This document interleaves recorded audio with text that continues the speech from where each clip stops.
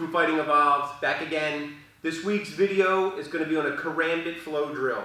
We're also going to demonstrate the empty hand connection to the weapon. So if this is something that interests you, please stay tuned to check it out. I'd like to thank all of you who have been hitting the like button and subscribing to the channel. That's what keeps us moving forward.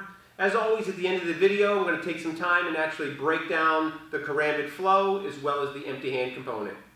All right, guys, check it out.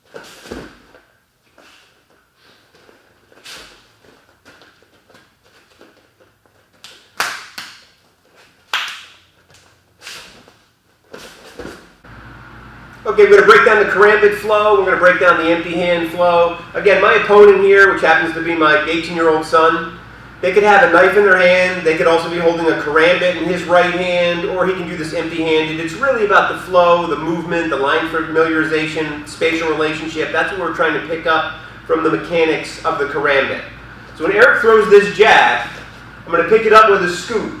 Now this scoop is called a waslik in Filipino Kali. It's also used in Muay Thai. In Muay Thai, they'll scoop an elbow.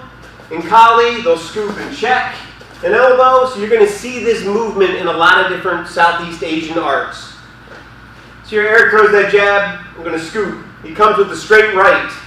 As I move forward here, whether it's a Karambit, whether I'm empty-handed, or if I've got a knife in the pakaw position, I'm going to cut his brachial artery and his flexors. I'm going to follow through with this backhand. I can either puncture him with this or hit him with the backside of the knife. He blocks it. I feel this pressure. Once I feel this pressure, I'm going to roll around it and go to his groin. I know the femoral artery and this outlet here has a lot of nerves and vessels in it. I can hit that.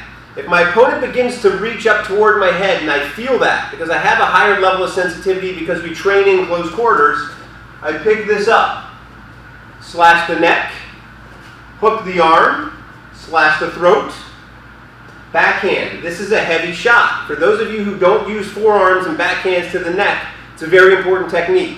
I can sever the connection between the brainstem here, just like I can with the straight right or left to the chin. As I encourage him to bend, because I've got this knife on his neck, I move him to this position, trap his head. I'm going to draw the weapon out here and finish with a cut. So again, one more time slowly. We're going to scoop. I'm going to zone off and cut. Hit.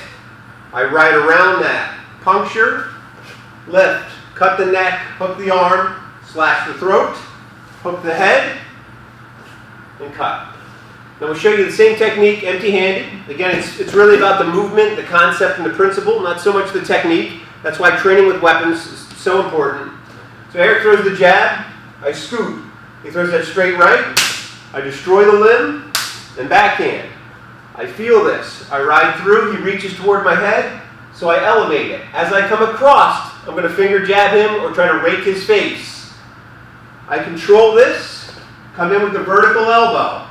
This is a heavy shot. As I move from outside to inside, not only am I hitting him with a vertical elbow, I'm covering. I know I'm exposing myself to his free hand. Chances are he's going to come with that, so I want to make sure that I'm covered. So again, one more time. Scoop. Pull through. Backhand. I ride this line. Vertical elbow. Horizontal elbow. Backhand, again, mimicking the movement of the knife. I'm going to control him in this position. What's important here is I have his elbow higher than his head. I throw the knee. It could be to the face, could be to the trunk.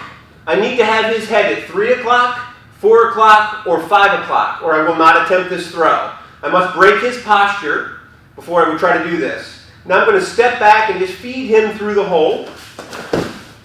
Simple as that. So there's the empty hand application to the knife.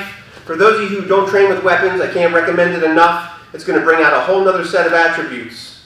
Until next week, train hard, Train smart, train for a lifetime.